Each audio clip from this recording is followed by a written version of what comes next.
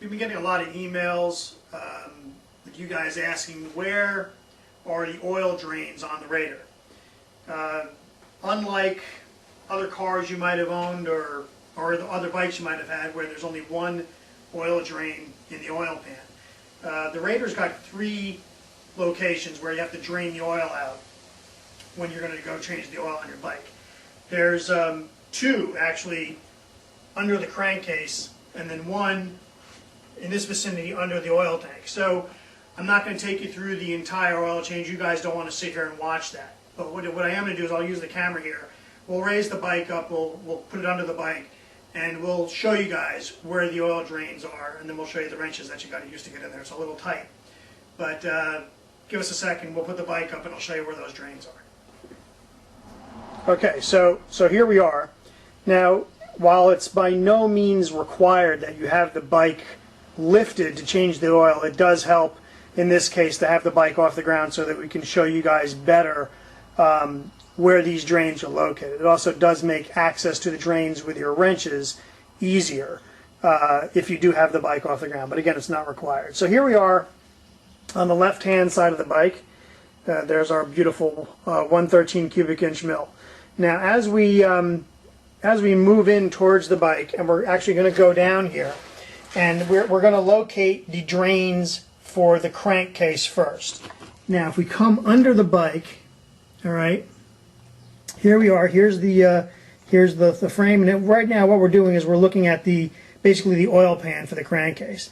Now if we're going to zoom in a bit, and we're going to come and we're going to move forward, and what we're looking right here, here's the foot peg bracket, and if we move under here, there's the first oil drain.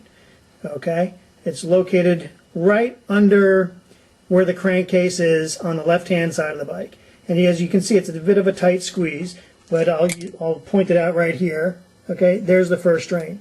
Now if we move back towards the rear of the bike, and here is, if we can get under here, here's the second drain. Both of those have to come out to adequately drain the oil out of the crankcase. Now what we're going to do is we're going to locate the drain for the oil tank. So what we're going to do is we're moving towards the back of the bike here.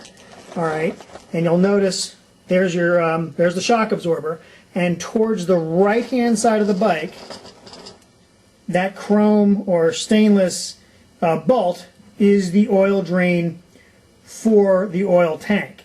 And you'll notice that is probably a much easier bolt to get to. Moving underneath, there it is. And you could get to that a lot easier with your wrench. Okay, quick word about the tool you're going to need to get those drain bolts out. It's the only tool you're going to need actually at all to do an oil change, except maybe a strap wrench to loosen the filter if you're going to be changing the filter. But to just drain the oil, you need one tool, and that's a 17 millimeter box end wrench to loosen the drain bolts.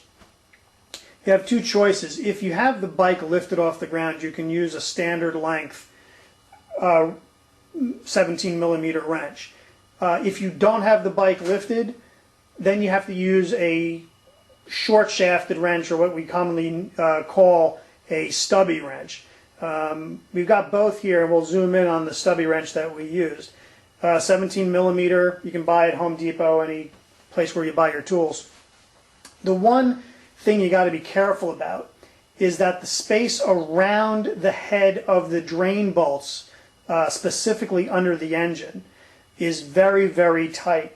So you have to take a careful look at the thickness of the wall around the box end of your wrench, and it might be a little thick. We actually took a grinder and thinned out the wall of the box here just to make sure that it fit around or fit within the confines underneath the engine. But other than that, it's a standard wrench, 17 millimeter.